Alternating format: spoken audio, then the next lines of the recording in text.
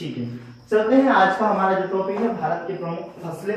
प्रमुख फसलों में हम सबसे पहले खाद्यान्न प्रमुख फसलें हैं उनको देखते हैं one by one topic then उसके बाद हम दलहन पढ़ेंगे। खाद्यान्नों से स्पेशली प्रश्न आते हैं कि कौन सी फसल रबी, कौन सी खरीफ, कौन से मानसून की जलवायु है, कौन सा सिंचित है, या इनके उत्पादन में कौन कौन से राज्य प्रथम स्थान द्वितीय स्थान रखता है, या भारत की स्थिति क्या है इसके उपभोग में, इसके उत्पादन में। यहाँ से विशेष प्रश्न हमेशा एक आधा प्रश्न क्या है पूछे जाता रहा है हर एग्जाम में। अतः हम देखते हैं आज वन बाय वन एक टॉपिक लिखते हैं। सबसे पहले चावल हमारी फसल लेते हैं जो खाद्यान्न प्रमुख फसल है। अर्थात भारत की चावल एक प्रमुख खाद्यान्न फसल, गेहूं नहीं है। प्रमुख खाद्यान्न फसल कौन सी हमारी? चावल। क्योंकि हम मालवा के लोग हैं, इधर तरफ के ज्यादातर हम गेहूं उपयोग करते हैं, तो हमको ऐसे ही लगता है कि सर्वाधिक क्या होगा, गेहूं ही होगा। लेकिन हमारा जो साउथ का बेल्ट है, हमारा पूर्वोत्तर का जो बेल्ट है, हमारा जो अब यूपी और हिमाचल हरियाणा का जो बेल्ट है, क्या है सबसे ज्यादा चावल का उपभोग करता है। ठीक है, तो हमारी मुख्य खाद्यान्न फसल क्या है साहब? चावल है। ठीक है, चावल के संबंध में हम पढ़ते हैं तो यदि इसका क्लासिफिकेशन देखते हैं, जैसे हमने बायो में पढ़ा था, है ना, हमने जूलॉजी पढ़ा था स्पेशली उस समय, अलग अलग फाइलम उठा के पढ़े थे। ऐसे पौधों का भी क्लासिफिकेशन किया गया है। ठीक है, उसमें हम देखते हैं इनको भी अलग अलग कुलों में बांटा गया है। तो उसमें हम देखते हैं जो अनाज है, जो खाद्यान्न है, उसे हम ग्रेमिनी कुल, कौन सा कुल? ग्रामीणी कुल का पौधा है। कई बार प्रश्न आ जाएगा चावल कौन से कुल का पौधा है? चावल ग्रामीणी कुल, कुल मींस वंश, जिससे वो उभर के आया है। खाद्यान्न है, सारे खाद्यान्न ग्रामीणी कुल से होते हैं। ठीक है, ये कौन से कुल का है? ग्रामीणी कुल का पौधा है। इसमें वनस्पति के नाम भी कई बार परीक्षाओं में पूछे जाते हैं। जैसे पिछली बार का पीएससी पेपर देखो 2017 का, उसमें आपको पूछ लिया था अफीम का वैज्ञानिक नाम क्या है या वनस्पतिक नाम क्या है, जैसे पेपर और सबमिट करना उसका आंसर था। ठीक है, लेकिन ठीक इसी प्रकार हमारा चावल का क्या है? Oryza sativum. क्या है? Oryza sativum. ठीक है, ये प्रमुख खाद्यान्न फसल है भारत की, ग्रामीणी कुल का पौधा है, जिसका वनस्पतिक नाम ओराइजा सेटाइवम है। ये एक प्रकार का उष्ण कटिबंधीय जलवायु का पौधा है। उष्ण कटिबंधीय जलवायु का पौधे से क्या अभिप्राय है? तो उष्ण कटिबंधीय से क्या अभिप्राय हम देखते हैं सब। सबसे पहले हम ग्लोब पे देखते हैं कि ये है, हमने पढ़ाया था बीच में, हमने इक्वेटर पढ़ाई थी। इसमें हमने बताया था आपको कि इसका जो 23.5 डिग्री अंश इधर दक्षिण में और 23.5 डिग्री अंश उत्तर की ओर, और सूर्य हमेशा यहाँ लंबवत चमकता रहता है। हमने देखा ना, लंबवत चमकेगा मीन्स यहाँ का तापमान ज्यादा रहेगा, तापमान ज्यादा रहेगा मीन्स उष्ण, कटिबंध मीन्स क्षेत्र। तो यहाँ से यहाँ वाला यह जो क्षेत्र है इसे हम उष्ण कटिबंधीय क्षेत्र कहते हैं। अतः जो चावल का सर्वाधिक उत्पादन होता है, पैदाइश होती है, वो इसी क्षेत्र में की जाती है। ठीक है, और इस क्षेत्र में कौन? भारत भी पड़ता है, इसमें 30.5 बीचों-बीच से निकलती है। ठीक है, चीन पड़ता है, नहीं चीन भी इससे थोड़ा सा अप चलता है। ठीक है, लेकिन यही हम देखते हैं ये जो बेल्ट है मीन्स ये उष्ण कटिबंधीय जलवायु का पौधा है। दूसरा इसे हमने मानसूनी जलवायु का पौधा है। मानसूनी जलवायु अर्थात मानसून के आगमन के उपरांत इसे बोया जाता है। मानसून के आगमन मीन्स वर्षा ऋतु। ठीक है, क्योंकि हमारे यहाँ जो इसके लिए बारिश की आवश्यकता अधिक होती है, वर्षा जल की आवश्यकता अधिक होती है, फलस्वरूप इसको जल की आपूर्ति हो पाए जितनी इसे आवश्यकता होती है। क्योंकि चावल के उत्पादन में क्या है, खेतों में पूरा पानी भरा हुआ होना चाहिए। ठीक है, तो अच्छा ये जल की आपूर्ति कहाँ? मानसूनी के समय हो पाती है। अतः जहां जहां जिन प्रदेशों में क्या है 200 सेंटीमीटर या 150 सेंटीमीटर से अधिक वर्षा होती है, वहां क्या है हमारे चावल का उत्पादन किया जाता है। ठीक है, भारत में ऐसे हम देखें तो पूर्वोत्तर राज्य, दूसरा पूर्वी राज्य, फिर पश्चिम बंगाल, यूपी हरियाणा में एक्चुअली बरसात तो इतनी नहीं होती, किंतु वहां पर नहरों के द्वारा खेतों में पानी लबालब भर दिया जाता है और उससे उत्पादन कर लिया जाता है। हम देखते हैं साहब जो भारत क्या है, सर्वाधिक चावल का कृषि क्षेत्र भी भारत में है। अर्थात यदि शुद्ध बोया गया क्षेत्र देखें हेक्टेयर में, तो चावल का क्या है, सर्वाधिक हेक्टर भारत में बोया जाता है। किंतु उत्पादन देखें तो चीन का सर्वाधिक है। क्यों? क्योंकि उसके पास उन्नत किस्में हैं, उसके पास उन्नत औजार है, कृषि औजार है, और उनका जो श्रम है वो अच्छी किस्म का है। फलस्वरूप वो हमसे अधिक उत्पादन कर देता है, जबकि उसमें टोटल हेक्टेयर में बोया गया शुद्ध क्षेत्र क्या है, कम। हम उपभोग के दृष्टिकोण पर भी देखें तो उपभोग में भी हम क्या है, द्वितीय स्थान पे हैं। अर्थात चाइना इसकी पैदावार भी ज्यादा करता है और चावल का उपभोग भी ज्यादा करता है। हम इसकी पैदावार भी कम करते हैं और उपभोग भी कम ही करते हैं, ठीक है। लेकिन फिर भी भारत की क्या है, मुख्य खाद्यान्न फसल है। चावल से पहले इसका नाम लिखा जाता है, सॉरी गेहूं से पहले हम चावल का नाम लिखेंगे, ठीक है। चलिए आगे हम चलते हैं साहब। मुख्य रूप से जो चावल है भारत में कहाँ, पश्चिम बंगाल, तमिलनाडु, यूपी, हरियाणा, पंजाब में क्या है, चावल का उत्पादन किया जाता है। किंतु पश्चिम बंगाल और तमिलनाडु में जो चावल की पैदाइश की जाती है, अलग अलग ऋतुओं में भी की जाती है। क्योंकि हमारे यहाँ पे मानसून ग्रीष्मकालीन भी होता है, क्योंकि हम देखते हैं तमिलनाडु वाला जो बेल्ट है ग्रीष्मकालीन में भी वहाँ बरसात होती है।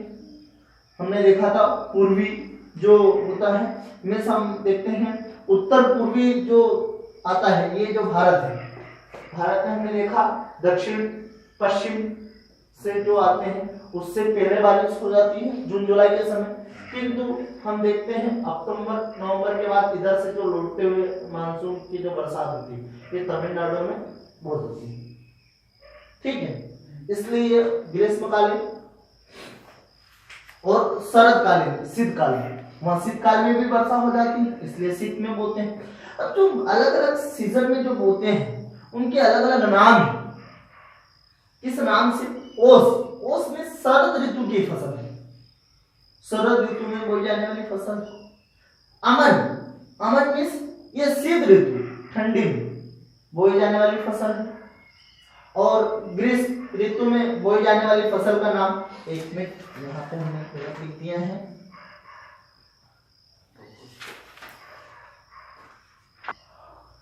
जबकि ग्रीष्म ऋतु अर्थात मानसून के आगमन के उपरांत जो बोई जाने वाली फसल है उसे हम बोरो के नाम से जानते हैं। तीन अलग अलग नाम से, क्या नाम से, ओस नाम से, अमन नाम से तथा बोरो नाम से ये ऋतुओं में बोए जाने के आधार पर इन्हें क्या है, डिफरेंशिएट किया गया है, ठीक है। आगे हम और चलते हैं। भारत में सर्वाधिक चावल उत्पादन कहाँ, पश्चिम बंगाल में होता है, उसके उपरांत उत्तर प्रदेश में, उसके उपरांत आंध्र प्रदेश में होता है। लेकिन प्रति हेक्टेयर उत्पादन में हम देखते हैं पंजाब में होता है। क्यों? क्योंकि पश्चिम बंगाल पंजाब में है, बरसात के आधार पर नहीं, क्योंकि वहां पर सिंचाई प्रतिशत अधिक है, 97% के लगभग सिंचित है।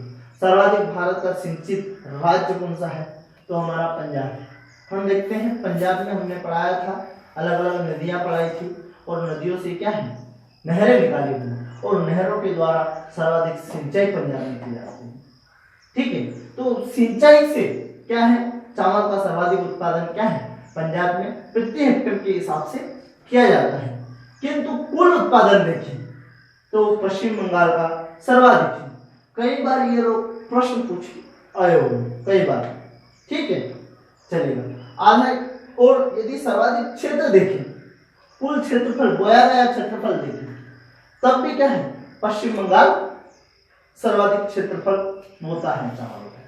क्षेत्रफल में भी पश्चिम बंगाल है, कुल उत्पादन में भी पश्चिम बंगाल है, लेकिन प्रति हेक्टेयर में हमारा पंजाब है, ठीक है। यह भी प्रश्न के रूप में हमेशा हमें पूछे गए हैं। चलते हैं, सर्वाधिक सिंचित राज्य कौन है, पंजाब, कितना है, 97%। क्योंकि कई बार प्रश्न के रूप में ये भी पूछा गया है कि भारत का सर्वाधिक सिंचित राज्य कौन सा? पंजाब। नहरों के द्वारा यहाँ सर्वाधिक सिंचाई। ठीक है, नेक्स्ट हम चलते हैं चावल की जो ऊपरी परत होती है, खोल होती है ना ऊपर, कई बार उसको अधिक धोने से या पॉलिश करने से उसकी ऊपरी परत में एक विटामिन पाया जाता है जिसे हम B1 कहते हैं, थायमिन, और जिसकी कमी से बेरी रोग होता है। जिसकी कमी से कौन सा? बेरी रोग होता है। ये किसमें? चावल की जो ऊपरी परत है उसमें पाया जाता है। किंतु अधिक धोने से या फिर पॉलिश करने से ये B1 प्रोटीन है, ये निकल, विटामिन है सारे, ये निकल जाता है। ठीक है, कई बार प्रश्न पूछा हुआ है। आगे हम चलते हैं, हम देखते हैं कि दिन में दिन क्या है, प्रोटीन की जो कमी बढ़ती जा रही है। क्योंकि दालों का उपभोग हम कम मात्रा में करते हैं, तो सरकार ने सोचा कि क्या आहार बनाए, क्या हम प्रोटीन की मात्रा सप्लाई ज्यादा हो जाए के पास। तो यहाँ पर एक चावल अर्थात लगातार 10 वर्षों तक क्या है, अनुसंधान चलने के उपरांत एक नई किस्म चावल की पैदा की, जिसे हम सुनहरे चावल या गोल्डन राइस, सुनहरे चावल या गोल्डन राइस जो कहते हैं, ये एक प्रकार की जीएम क्रॉप है। GM means genetical modified crop, genetical modified crop अर्थात इसके आनुवंशिक में, इसके डीएनए में जाकर मॉडिफिकेशन किया है और उसमें कोई प्रोटीन उत्पादक जो चीज है वो इसमें इंसर्ट कर दिया, उसमें डाला गया है। अतः फलस्वरूप वर्तमान में विटामिन ए की अधिकता युक्त चावल कौन सा है? गोल्डन राइस है। ये चावल हल्का पीलापन रहता है। आप मार्केट में खरीदने जाना तो चावल की आप धुंधले पीले कलर की एक चावल दिखेगी मोटे से, दैट इज गोल्डन राइस। ठीक है, इसमें विटामिन ए की अधिकता होती है। क्या कारण है? तो इसमें हम देखते हैं बीटा कैरोटीन नामक एक तत्व पाया जाता है और यह बीटा कैरोटीन क्या? विटामिन ए का निर्माण करता है। ठीक है, इसीलिए विटामिन ए युक्त चावल गोल्डन राइस, और ये परीक्षा में बहुत महत्वपूर्ण पूछा जाता है। किसने? तो यहाँ पे हमने लिखा, एक नाम लिखा, गुरुदेव सिंह। गुरुदेव सिंह एक वैज्ञानिक है। इन्हीं के प्रयासों के फलस्वरूप ये गोल्डन राइस क्या है, विकसित किया गया और जिसके माध्यम से चावल का जो उत्पादन है उसको दुगना बढ़ा दिया गया। और तो चावल के उत्पादन को दुगना करने के लिए इस गोल्डन राइस की हेल्प से इन्हें 1996 में विश्व खाद्यान्न पुरस्कार दिया गया है। विश्व खाद्यान्न पुरस्कार इन्हें डॉक्टर गुरुदेव सिंह। ठीक है, याद रहेगा आपको। ठीक है, चावल में हम देखते हैं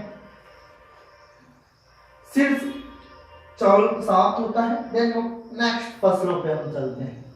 शीर्ष फसल क्षेत्र में सारी फसलों को जोड़ के, खाद्यान्न जितनी भी खाद्यान्न फसल है उनको जोड़ के यदि हम देखें तो उत्तर प्रदेश क्या है? शीर्ष खाद्यान्न फसलों को उत्पादन में प्रथम स्थान रखता है, जबकि राजस्थान द्वितीय स्थान रखता है।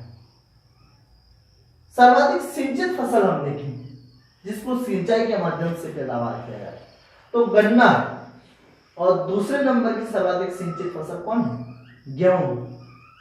अभी क्वेश्चन उठेगा साहब चावल क्यों नहीं? चावल के लिए तो 200 चावल वर्षा ऋतु में बोया जाता है, अतः उसे सिंचाई की आवश्यकता नहीं होती, इसलिए वो सर्वाधिक सिंचित नहीं। जबकि गन्ने को सर्वाधिक सिंचित किया जाता है क्योंकि रबी का चलेगा।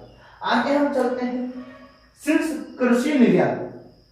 क्योंकि भारत में कृषि पैदावार सर्वाधिक है, कृषि प्रधान राष्ट्र है, सर्वाधिक कृषि क्षेत्रफल हमारे पास है, तो हमारे यहाँ पर चावल, कपास और समुद्री उत्पादन, चावल का हम सर्वाधिक निर्यात करते हैं, दूसरे नंबर पर कपास का करते हैं और तीसरे नंबर पर समुद्री निर्यात, अर्थात समुद्र में मछलियां पाई जाती हैं, झींगा मछलियां पाई जाती हैं और अन्य जो समुद्री प्रोडक्ट होते हैं उन सब का हम क्या है? निर्यात करते हैं। कई बार प्रश्न के रूप में यह आया है। प्रश्न ये भी आता है कि हम कृषि का कौन सा प्रोडक्ट है, कौन सा उत्पाद है जो हम क्या करते हैं? आयात करते हैं। शीर्ष हमारा कृषि आयात क्या है? दालें। कई बार प्रश्न आता है, ठीक है।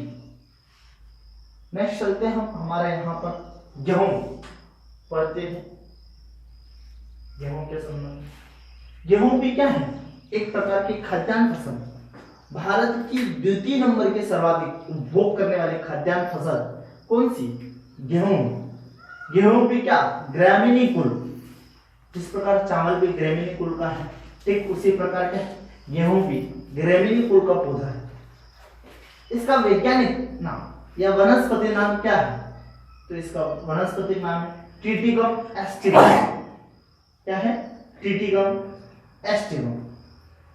इसके उत्पादन में देखें तो चीन प्रथम स्थान रखता है, जबकि भारत द्वितीय स्थान रखता है। भारत की सर्वाधिक सिंचित फसल में हम देखें तो दूसरे नंबर की सिंचित फसल हमारी कौन सी? गेहूं। प्रति हेक्टेयर उत्पादन में देखें तो पंजाब उत्पादन करता है, जबकि सर्वाधिक उत्पादन यदि हम देखें तो यूपी करता है। देश के कुल गेहूं उत्पादन का 35% यूपी करता है।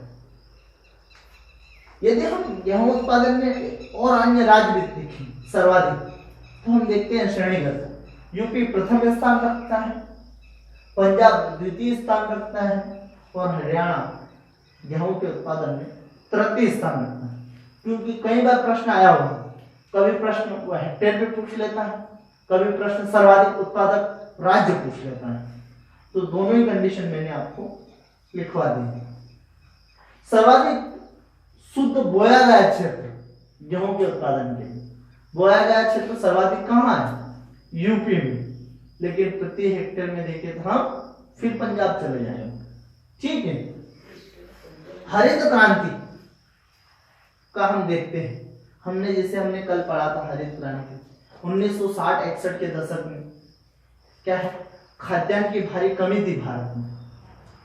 फलस्वरूप इस खाद्यान्न की आपूर्ति हेतु क्या है? हम हरित क्रांति लाए थे। वैश्विक पटल पे देखें हम तो नॉर्मन बोरलॉग नामक एक वैज्ञानिक थे,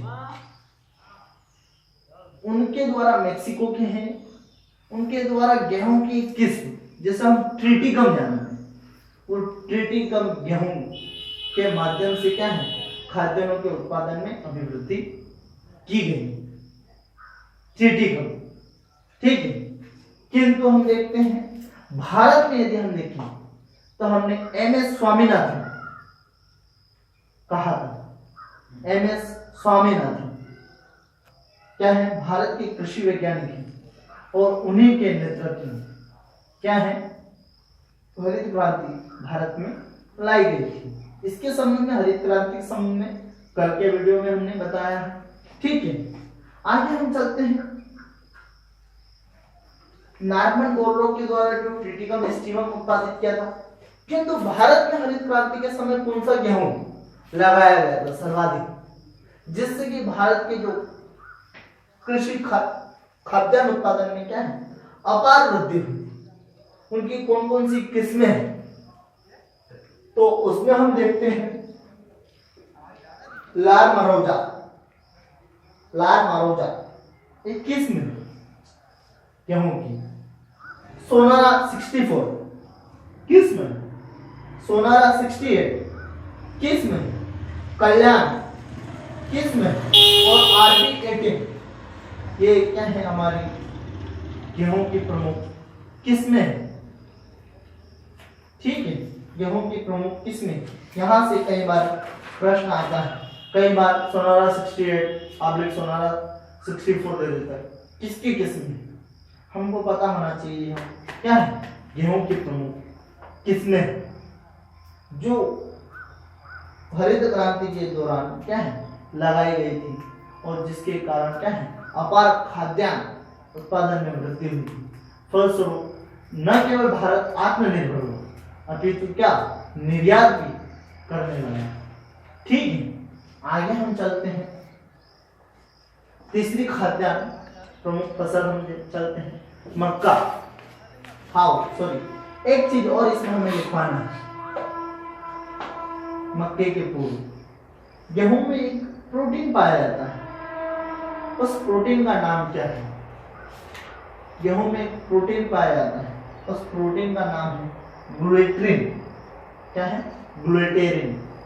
ग्लूटेरिन नामक एक अमीनो अम्ल है जो क्या है? प्रोटीन ही है एक प्रकार का। ठीक है, ये किस में पाया जाता है? गेहूं में। कई बार प्रश्न बन सकता है। ठीक है, आगे हम चलते हैं। मक्का कार्बोहाइड्रेट के दृष्टिकोण से देखें तो मक्का में 80% कार्बोहाइड्रेट पाया जाता है। ठीक है, इसमें स्टार्च, कार्बोहाइड्रेट स्टार्च के रूप में स्टोरेज देता है, और इसी स्टार्च से हम क्या है, जब हम बायोडीजल बोलते हैं, अल्कोहल का जो उत्पादन बायो एनर्जी प्रोडक्ट में हमने पढ़ा था कि जो अल्कोहल मक्का से उत्पादन किया जाता है, क्योंकि स्टार्च है और इस स्टार्च से हम क्या अल्कोहल का निर्माण कर सकते हैं। अतः इसका निर्माण और इसी अल्कोहल का हम बायोडीजल के रूप में, अर्थात जब हम गाड़ी में पेट्रोल डलाते हैं या कोई डीजल डलाता है तो उसमें 10% तक अल्कोहल के मिश्रण भारत में अलाउ है। सर्वाधिक अल्कोहल गन्ने से अल्कोहल निर्मित कहाँ किया जाता है? ब्राजील में किया जाता है। ठीक है, प्रश्न आता है, और सर्वाधिक वो उपयोग भी वहां किया जाता है। ठीक है, आगे हम चलते हैं। मक्के में भी एक प्रोटीन पाया जाता है, क्या नाम है उस प्रोटीन का? जैन प्रोटीन। क्या नाम है? जैन। ठीक है, दूसरा हम देखते हैं, मक्के को हम C4 पौधा कहते हैं। C4 क्या?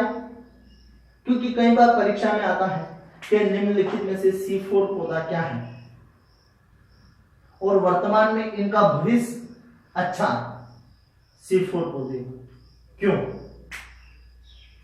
तो हम देखते हैं कि जितने भी पौधे होते हैं दिन की रोशनी में, प्रकाश की रोशनी में क्या करते हैं? फोटोसिंथेसिस करते हैं, अर्थात कार्बन डाइऑक्साइड, जल और सूर्य के प्रकाश से क्या है? कार्बोहाइड्रेट का निर्माण करते हैं।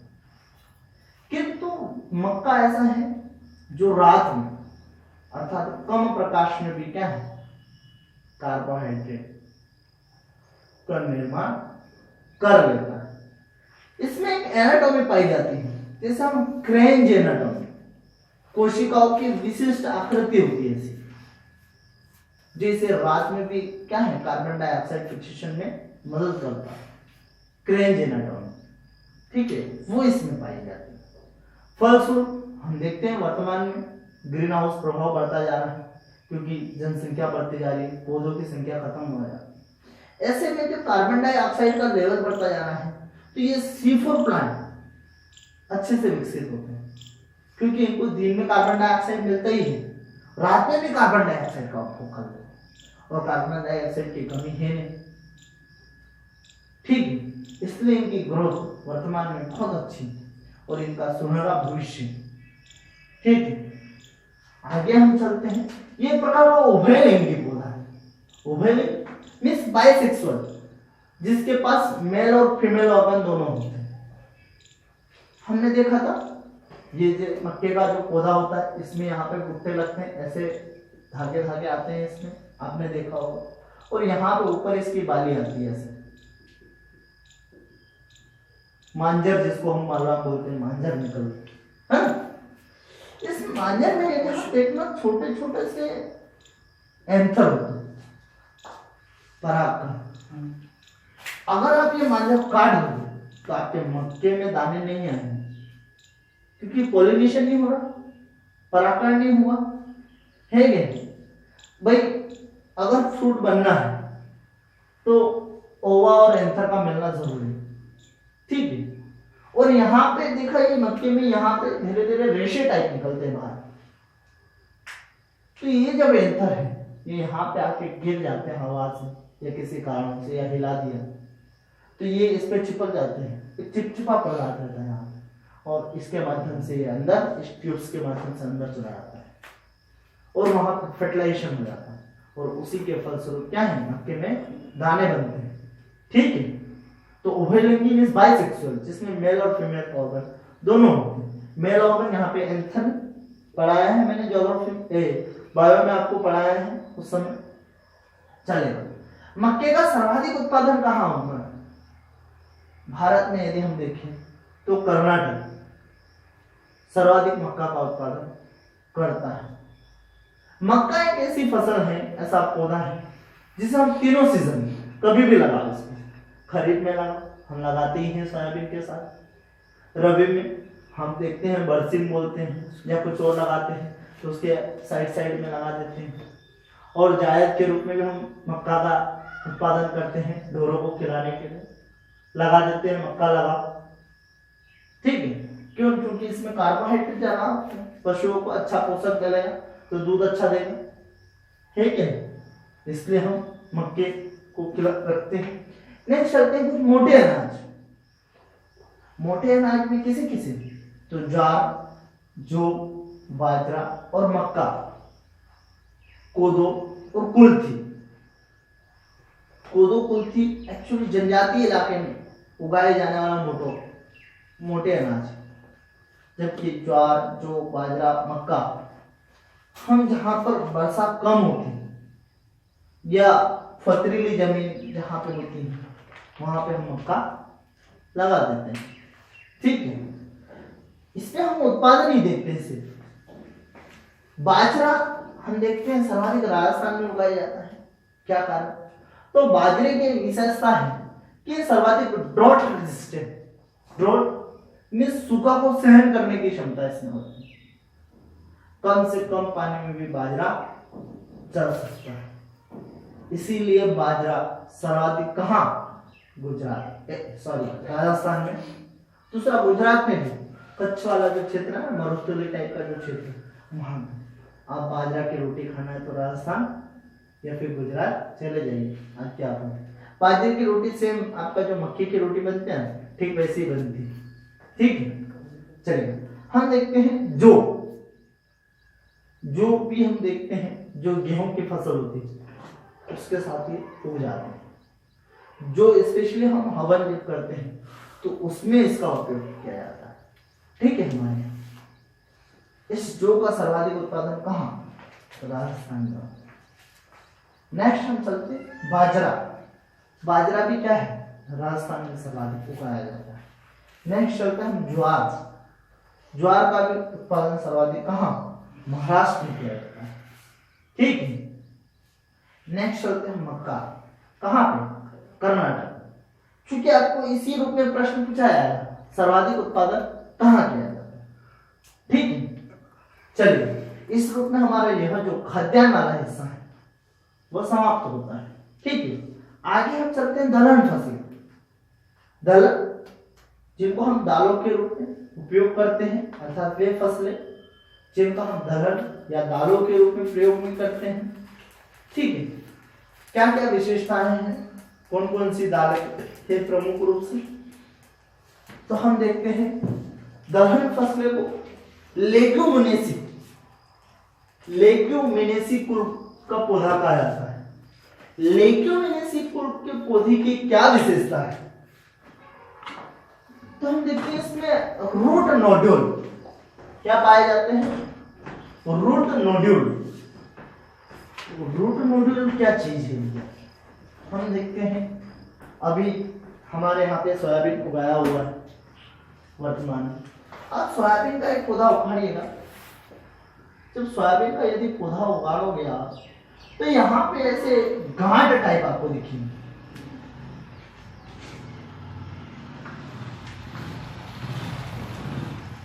जितने भी दाल के पौधे होते हैं दलहन, उन सबकी यही विशेषता है। उसमें क्या रूट नोडुल्स आते हैं, अर्थात लेग्यूमिनेसी कुल के जितने भी पौधे हैं उसमें रूट नोडुल ऐसी ग्रंथि पाई जाती है। ठीक है, इस ग्रंथि इस रूट नोडुल में क्या होता है? एक बैक्टीरिया होता है जिसका नाम है राइजोबियम। क्या नाम है? राइजोबियम नाम है बैक्टीरिया। इस बैक्टीरिया की विशेषता है, क्या विशेषता है कि वायुमंडल में सर्वाधिक नाइट्रोजन है, 78% हम पढ़ते हैं। तो ये वायुमंडलीय जो नाइट्रोजन है उसको फिक्स करती है और फिक्स करके घुलनशील अर्थात मिट्टी में घुलनशील नाइट्रोजन में परिवर्तित कर देती है। ठीक है, कौन करता है? राइजोबियम। किसमें उपलब्ध है? Root nodal. किसके रूट नोडल में? लेगुमिनेसी कुल के जितने भी पौधे हैं। लेगुमिनेसी कुल में कौन आता है? हमारा दलहन फसलें। ठीक है, चलिए आगे हम चलते हैं साहब, ये नाइट्रोजन फिक्सेशन का क्या फायदा मिलता है? तो हम देखते हैं कि इससे मिट्टी की उर्वरता क्षमता बढ़ जाती है। जो मिट्टी में नाइट्रोजन की उपलब्धता है वो बढ़ जाती है। और नाइट्रोजन क्या करता है? पौधों की वृद्धि में सहायक है। ठीक है, इसीलिए हम यूरिया उपयोग करते हैं। क्या करता है? हम देख रहे हैं कि डे बाय डे क्या है, हमारे जो मिट्टी की उर्वरक क्षमता खत्म होती जा रही है। इसलिए कहा भी आता है कि फसल चक्रण कीजिएगा। फसल चक्रण क्या? अर्थात एक सीजन में आप ऐसा पौधा बोइए जो चावल का क्या करे? नाइट्रोजन का उपभोग करे, और दूसरे सीजन में ऐसा पौधा बोइए जो नाइट्रोजन का क्या करे? स्थिरीकरण करे, मींस इनटू फिक्स करे। तो आपकी मिट्टी का जो नाइट्रोजन लेवल है वो ऑलवेज बना रहे, क्योंकि हमारे तरफ सोयाबीन उत्पादन किया जाता है, इसलिए मिट्टी में नाइट्रोजन बराबर बना रहता है। ठीक है, और इससे क्या हमारी जो मिट्टी है उसकी उर्वरता क्षमता बनी रहेगी। उर्वरता क्षमता बनी रहेगी तो उत्पादन अच्छा। ठीक है, चलिए आगे हम चलते हैं। इसमें भी कौन कौन सी फसलें हैं प्रमुख? चूंकि दालें हैं, कुछ दालें हमारी खरीफ में उपयोग करते हैं, कुछ रबी में, और कुछ ऐसी होती है जिसे हम जायद के रूप में भी उगाते हैं। खरीफ की फसलें जैसे हमने कल बताया, मानसून के आगमन के साथ जिन फसलों को हम बोते हैं उसे हम क्या खरीफ की फसलों के नाम से जानते हैं। तो मानसून के आगमन के साथ बोई जाने वाली दालें कौन कौन सी? तो हम सोयाबीन, विशेष कुल देश का 88% सोयाबीन कौन? मध्य प्रदेश उगाता है। ठीक है, तो ये इसीलिए मध्य प्रदेश को सोया स्टेट बोलते हैं, पता है ना आपको? मूंग, उड़द और लोबिया ये भी एक प्रकार की क्या है? दाल। चलिए आगे चलते हैं रबी की फसल। रबी की फसल में हम चलते हैं अरहर, जैसे हम तुअर बोलते हैं अपने में। अरहर, चना, मटर और मसूर ये रबी की फसल में उगाते हैं। वर्तमान जायद की फसल में, क्योंकि जैसे जैसे हम तकनीकी रूप से उन्नत होते जा रहे हैं, हमने ऐसी नई किस्में विकसित कर ली जिसे हम जायद की फसलों के रूप में, अर्थात वही मई जून का जो शेष माह होता है जिसमें हम अपने खेतों में कुछ उत्पादन नहीं कर पाते, पर वर्तमान में सिंचाई, और दूसरा हमने ऐसी किस्म बना ली जो ताप को भी सह पाए। ठीक है, तो उन फसलों को हम जायद की फसल के रूप में भी उगा लेते हैं। हम देखते हैं दलहन में जायद की फसल के रूप में आप मूंग, उड़द और सोयाबीन लगाया जाने लगा है। वर्तमान में आप देखते हो बहुत सारे खेतों में सोयाबीन लगा देते हैं। खैर सोयाबीन इतना सक्सेसफुल नहीं है वर्तमान में, लेकिन हाँ लगाया तो जाता है। ठीक है, चलिए और हम चलते हैं कुल दलहन उत्पादन में। आप इन सबका टोटल कर लो, समग्र, है ना? कुल दलहन उत्पादन में कौन एमपी टॉप नंबर पर है? मध्य प्रदेश, है ना? और कुल दलहन में हम देखते हैं सोयाबीन एमपी टॉप स्थान रखता है, प्रथम स्थान रखता है। चना एमपी टॉप स्थान रखता है। अरहर एमएच महाराष्ट्र प्रथम स्थान रखता है अरहर में। मसूर यूपी प्रथम स्थान रखता है। ठीक है, यहां से चूंकि ये प्रश्न भी कई बार पूछे हुए। आगे हम चलते हैं, इस दालों का उपभोग और उत्पादन दोनों के दृष्टिकोण से देखें वैश्विक लेवल पे तो भारत प्रथम स्थान में रखता है। उपभोग मीन्स इसका उपयोग करना खाने में तथा इसके उत्पादन भी भारत प्रथम स्थान में रखता है। किंतु फिर भी इन दालों की कमी बनी हुई है। बावजूद इसके हमको क्या करना पड़ता है? आयात करना पड़ता है किसी दूसरे देशों से। दूसरे देशों से हमें क्या करना पड़ता है? आयात करना पड़ता है दालों का। ठीक, आगे हम चलते हैं। प्रोटीन की मात्रा देखते हैं। सर्वाधिक चूंकि प्रोटीन होता है दालों में, तो सबसे ज्यादा प्रोटीन किसमें, कौन सी दाल में होता है? सोयाबीन की दाल सर्वाधिक प्रोटीन होता है। हम उपभोग ही नहीं करते मालवा के लोग, है ना, लेकिन क्या है, सोयाबीन में सर्वाधिक प्रोटीन होता है। ठीक है, चलिए कितना 44%, कितना 44% जो प्रोटीन है किसमें पाया जाता है? सोयाबीन में। जितने भी आपके इंडोरा मास आते हैं, बॉडी बिल्डिंग मटेरियल होते हैं ना, उसमें जो सोयाबीन होता है ना, उसका पाउडर ही होता है, कुछ नहीं, सिर्फ और सिर्फ सोयाबीन का पाउडर उसमें पाया जाता है। पर वो सोयाबीन क्या है, जो आप देखें अभी वर्तमान में क्या है, हम उर्वरकों का उपयोग करने लगे। वो जो प्रोडक्ट बन के आते हैं उसमें उर्वरक रहित, अर्थात हम बायो उर्वरक उपयोग करके उसमें जैविक खाद का उपयोग किया जाता है। जबकि हमारे इधर क्या है, अभी दूसरी चीजों का उपयोग ज्यादा है। ठीक है, चलिए हम देखते हैं विश्व में सर्वाधिक यदि सोयाबीन देखें तो कहाँ पे, तो हम यूएसए अमेरिका का, वहां पे यूनाइटेड स्टेट ऑफ अमेरिका। दूसरे नंबर पे हम देखते हैं ब्राजील में उत्पादन किया जाता है। अब हम आइए कुछ किस्म देख लेते हैं, अक्सर प्रश्न बन के आते हैं कौन कौन सी किस्में किस किस की हैं। तो हम देखते हैं आशा, अरहर की किस्म, अरहर में तो अर्पणा मटर की किस्म, अर्पणा मटर की किस्म, गरिमा मटर की किस्म, सम्राट चने की किस्म, इसकी चने की किस्म, सम्राट हमारा सोयाबीन की भी एक किस्म, सम्राट सोयाबीन भी होता है, लेकिन मुख्य रूप से यदि सम्राट जब आप लगाना चने की किस्म। ठीक है, चलिए